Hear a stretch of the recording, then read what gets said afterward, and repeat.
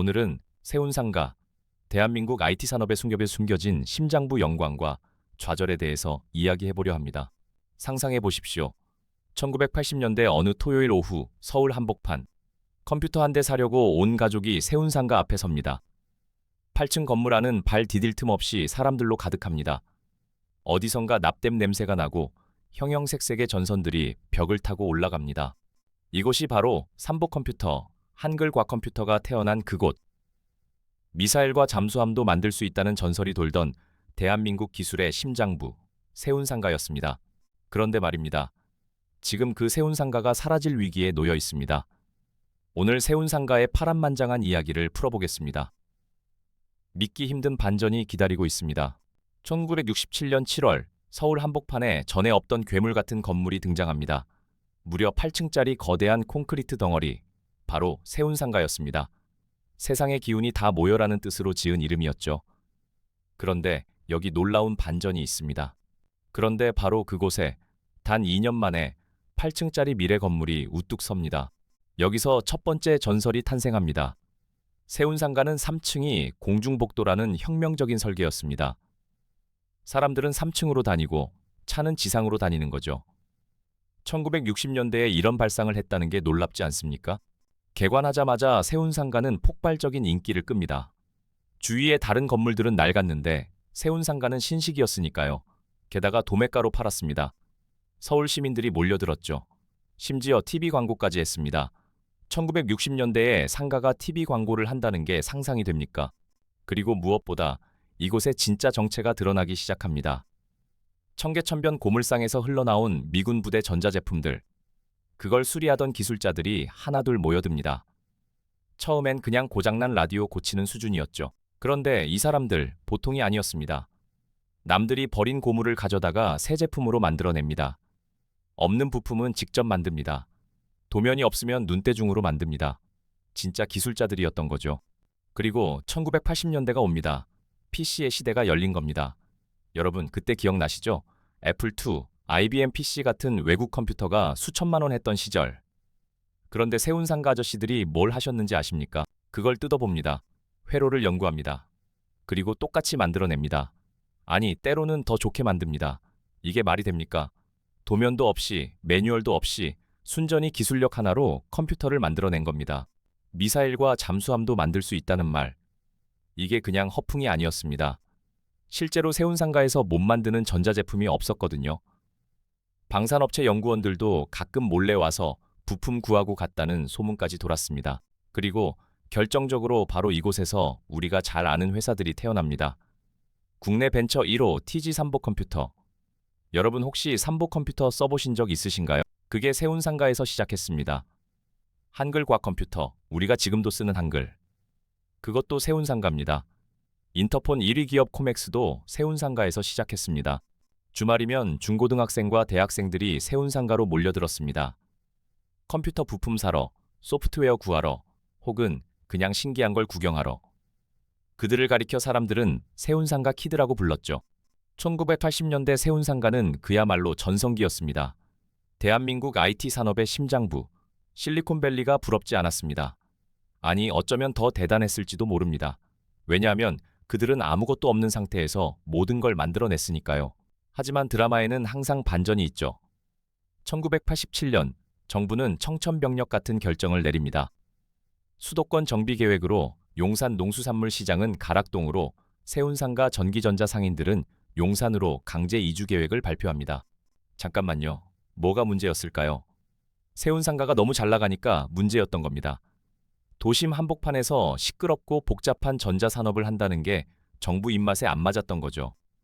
도심 부적격 업종이라는 낙인이 찍힙니다. 결국 많은 상인들이 울며 겨자 먹기로 용산행 트럭에 짐을 싣습니다. 처음엔 용산 전자상가가 완전히 망했습니다. 아무도 안 왔거든요. 세운상가에 가던 사람들이 갑자기 용산까지 갈 이유가 없었으니까요. 그런데 예상치 못한 반전이 일어납니다. PC통신의 시대가 옵니다. 천리안, 하이텔 기억하시죠? 사람들이 PC통신으로 정보를 교환하기 시작하면서 용산 전자상가 정보가 퍼집니다. 거기 가면 싸다. 거기 가면 최신 제품이 있다. 입소문이 나기 시작한 겁니다. 용산이 뜨면서 세운상가는 서서히 무너집니다. 젊은 사람들이 용산으로 갑니다. 세운상가는 점점 노인들만 남습니다. 그리고 1997년 결정타가 날아옵니다. IMF 외환위기. 세운상가 상인들의 주 거래처가 뭐였는지 아십니까? 중소기업이었습니다. 그 중소기업들이 IMF 때 줄줄이 무너집니다. 거래처가 사라지니 세운상가 상인들도 하나둘 문을 닫습니다. 2000년대 들어 세운상가는 완전히 슬럼이 됩니다. 한때 서울의 자랑이었던 곳이 이제는 들어가기 무서운 을씨년스러운 건물이 되어버린 것. 그런데 여기서 더 충격적인 진실이 드러납니다. 사실 세운상가는 처음부터 잘못 지어진 건물이었습니다. 종묘에서 남산까지 이어지는 거대한 공중도시. 사람들은 3층 공중복도로 다니고 지상은 차가 다니고 건물 사이사이엔 인공정원이 있는 미래도시. 마치 SF 영화 같은 비전이었죠. 그런데 문제가 뭐였을까요? 각 건설사가 따로따로 건물을 지었습니다. 세운상가는 A사가 짓고 청계상가는 B사가 짓고 대림상가는 C사가 짓고 서로 연결이 안 됩니다. 3층 공중복도가 중간에 끊깁니다. 사람들은 당연히 3층까지 올라가지 않고 지상으로 다녔습니다. 공중도시 계획은 완전히 실패한 겁니다. 게다가 더 심각한 문제가 있었습니다. 세운상가의 용적률이 1000%가 넘습니다. 무슨 뜻이냐면 땅의 10배 크기로 건물을 지었다는 겁니다. 일부는 건폐율이 100%를 초과합니다. 건물이 땅보다 커서 도로까지 덮고 있는 구조죠. 이게 지금 무슨 문제를 만드냐면 재건축을 할 수가 없습니다. 현행법에 맞춰 다시 지으려면 건물을 더 작게 지어야 하는데 누가 거액을 들여 더 작은 건물을 받고 싶겠습니까? 말이 안 되죠. 결국 세운상가는 법으로도 경제 논리로도 딱 걸린 건물이 되어버린 겁니다. 그래서 철거냐 보존이냐로 갈렸던 거고요. 2006년 서울시장이 선거 공약을 내놓습니다. 세운상가를 싹 밀어버리고 공원을 만들겠다. 청계천 복원에 성공에 취한 그는 이번엔 더 큰 그림을 그립니다. 상인들은 발칵 뒤집힙니다. 또 쫓겨나야 한다고요. 1987년 용산으로 쫓겨났던 기억이 되살아납니다. 반대 시위가 일어나지만 소용없습니다. 그 자리는 세운 초록띠 공원이 됩니다. 그런데 여기서 아이러니가 생깁니다. 공원은 만들어졌는데 아무도 안 갑니다. 왜 그랬을까요? 주변이 여전히 낡은 상가들로 둘러싸여 있으니 을씨년스러웠던 거죠. 공원만 만든다고 해결될 문제가 아니었습니다. 그런데 2008년 글로벌 금융위기가 터집니다. 재개발 사업성이 뚝 떨어집니다. 건설사들이 관심을 끊습니다. 철거 계획이 자연스럽게 멈춰섭니다. 아이러니하게도 금융위기가 세운상가를 살린 겁니다. 그리고 새로 당선된 서울시장은 첫 마디가 뭐였는지 아십니까? 세운상가 철거는 중단한다. 대신 살려낸다. 완전히 정책이 180도 바뀐 겁니다. 2014년 다시 세운 프로젝트가 시작됩니다. 이번엔 접근 방식이 완전히 달랐습니다. 건물을 부수는 게 아니라 사람과 기술을 살리는 거였죠. 서울시가 세운상가 장인들을 직접 찾아다닙니다. 50년 넘게 한 분야에서 일해온 기술자들. 외국이라면 마이스터로 대접받았을 사람들이 한국에선 그냥 뒷골목 상인 취급받고 있었습니다. 서울시는 세운 마이스터 16인을 선정합니다. 그들을 청년 창업가들의 멘토로 만듭니다. 세대를 뛰어넘는 협업이 시작되는 거죠. 2017년 9월 드디어 1단계가 완공됩니다. 세운상가부터 청계상가, 대림상가를 잇는 500m 길이의 보행 데크가 열립니다. 현대상가 터는 다시 세운 광장이 되고 옥상에는 남산과 종묘를 조망할 수 있는 전망대가 만들어집니다. 3층으로 사람들이 다니기 시작합니다. 처음 의도했던 설계가 드디어 작동하는 거죠. 세운 메이커스 큐브에 스타트업들이 입주합니다. 3D 프린터로 의족을 만드는 회사, 드론 전용 짐벌을 개발하는 팀, 새로운 조명을 설계하는 디자이너들. 젊은 창업가들이 다시 세운상가를 찾습니다. 플리마켓이 열리고 페스티벌이 열립니다.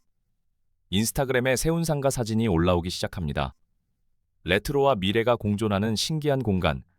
MZ세대들이 새로운 핫플레이스로 발견한 겁니다. 세운상가가 다시 살아나는 듯 했습니다. 그런데 여기서 또 반전이 일어납니다. 2021년 믿기 힘든 일이 벌어집니다. 서울시의 또 다른 새로운 정책은 역시나 세운상가 재개발이었습니다. 하지만 이번엔 방식이 조금 달랐습니다. 전면 철거가 아니라 부분 철거. 삼풍상가와 PJ호텔만 허물고 그 자리에 공원을 만들되 주변은 초고층 빌딩으로 개발한다는 겁니다. 숫자를 한번 보시죠. 47층, 54층짜리 초고층 빌딩 2개. 세운 4구역엔 최고 142m 높이의 건물. 이게 어디에 들어선다고요? 바로 종묘 맞은편입니다. 여기서 폭탄이 터집니다. 문화체육관광부와 국가유산청이 발칵 뒤집힌 겁니다. 유네스코 세계문화유산 1호 종묘 경관이 완전히 망가진다는 거죠. 상상해 보십시오. 600년 역사의 종묘 뒤에 150m짜리 유리빌딩이 솟아오르는 모습을. 문화재청은 이렇게 발표합니다. 모든 수단을 동원해서 막겠다. 법적 대응도 불사하겠다. 실제로 2024년 10월 문화재청과 서울시가 법적 공방에 들어갔습니다. 아직도 진행 중입니다. 정부 부처끼리 법정에서 싸우는 초유의 사태가 벌어진 거죠. 한편 상인들은 또다시 불안에 떨고 있습니다. 여기서 한평생 뼈를 묻었는데 개발로 내 사업체가 없어진다고 생각해 보세요. 어디 가서 다시 시작합니까? 그리고 재개발되면 임대료가 최소 3배는 오를 겁니다. 결국 또 쫓겨나는 거죠. 그런데 흥미로운 건 일부 구역에서는 이미 개발이 진행되고 있다는 겁니다. 재미있는 건 이겁니다. 같은 세운상가인데 어떤 곳은 재생사업이 진행되고 어떤 곳은 재개발이 진행됩니다. 한 건물 안에서 두 개의 미래가 동시에 진행되는 거죠. 공사가 시작되면 먼지와 소음이 발생할 겁니다. 옆에서는 메이커스 큐브에서 청년들이 3D 프린터로 제품을 만들고 바로 옆에서는 포크레인이 건물을 부수는 기묘한 풍경이 펼쳐질 겁니다. 상인들은 혼란스럽습니다. 재생이 답인가요? 재개발이 답인가요? 누구 말을 믿어야 하나요? 40년 동안 일해온 한 기술자는 이렇게 말합니다. 정권이 바뀔 때마다 정책이 바뀐다. 우리는 그저 살아남으려고 발버둥 칠 뿐이다. 세운상가는 단순한 건물이 아닙니다. 이곳은 우리의 이야기입니다. 여러분이 처음 컴퓨터를 만졌던 곳, 처음 전자제품을 샀던 곳, 아버지가 주말마다 손잡고 데려가던 바로 그곳입니다. 기억하시죠? 1980년대 토요일 오후 삼보컴퓨터 매장 앞에 줄 서 있던 모습. 한글 과컴퓨터 프로그램 처음 깔아보고 신기해하던 순간. 그게 전부 세운상가에서 시작됐습니다. 여기서 우리가 묻고 싶습니다. 도시재생이란 대체 무엇입니까? 낡은 건물을 부수고 유리로 된 초고층 빌딩 세우는 게 재생입니까? 아니면 그곳에 살아온 사람들의 이야기와 기술을 이어가며 새로운 가치를 만드는 게 재생입니까? 하지만 질문 하나 던지겠습니다. 그 과정에서 세운상가를 지켜온 기술자들은 어떻게 됩니까? 50년을 한자리에서 일해온 마이스터들은요. 임대료가 3배 오르면 그들은 또 쫓겨납니다. 그게 재생입니까? 더 중요한 질문이 있습니다. 우리는 이미 한 번 세운상가를 버렸습니다. 1987년 용산으로 내쫓았습니다. 그 결과가 뭐였습니까? 20년 넘게 슬럼으로 방치됐습니다. 그래서 2014년 다시 세운 프로젝트를 시작했습니다. 기술과 사람을 살리겠다고 했습니다. 젊은 창업가와 노장인이 협업하게 했습니다. 효과가 있었습니다. 세운상가가 다시 살아나기 시작했습니다. 그런데 지금 그걸 다시 뒤집으려 합니다. 같은 실수를 왜 반복하는 겁니까? 실리콘밸리가 부러워할 만한 자산이 세운상가에 있습니다. 50년 경력의 기술자들. 그들이 가진 노하우는 돈으로 살 수 없습니다. 그런데 우리는 그들을 뒷골목 상인으로 취급했습니다. 그리고 이제는 재개발로 내쫓으려 합니다. 지금 세운상가에서는 두 개의 미래가 충돌하고 있습니다. 선택은 우리의 몫입니다. 여러분의 몫입니다. 세운상가에 초고층 빌딩이 필요합니까? 강남에도 있고 여의도에도 있습니다. 그런데 세운상가 같은 곳은 세상에 하나밖에 없습니다. 대한민국 IT 산업이 시작된 곳, 미사일도 잠수함도 만들 수 있다던 전설의 기술자들이 있는 곳, 우리는 이미 너무 많은 것을 잃었습니다. 도남동 옛모습, 마포 양화진, 을지로 인쇄골목, 개발이라는 이름으로 다 사라졌습니다. 세운상가마저 사라지면 우리에게 남는 건 뭡니까? 똑같은 유리 빌딩들 뿐입니다. 마지막으로 한 가지 사실을 말씀드리겠습니다. 일본 도쿄에 아키하바라가 있습니다. 전자상가죠. 세운상가와 비슷합니다. 그런데 일본은 아키하바라를 보존했습니다. 지금은 세계적인 관광지가 됐습니다. 매년 수백만 명이 찾습니다. 우리는 세운상가를 부수려 합니다. 왜 그럴까요? 답은 간단합니다. 우리는 우리 것의 가치를 몰랐습니다. 이제라도 늦지 않았습니다. 세운상가는 아직 살아있습니다. 기술자들도 있습니다. 청년 창업가들도 모여들고 있습니다. 가능성이 보입니다. 여러분은 어떻게 생각하십니까? 세운상가 지켜야 할까요? 부숴야 할까요? 댓글로 의견을 나눠주십시오. 구독과 좋아요, 알림 설정 부탁드립니다. 세운상가의 미래는 우리 모두의 관심에서 결정됩니다. 시청해주셔서 감사합니다.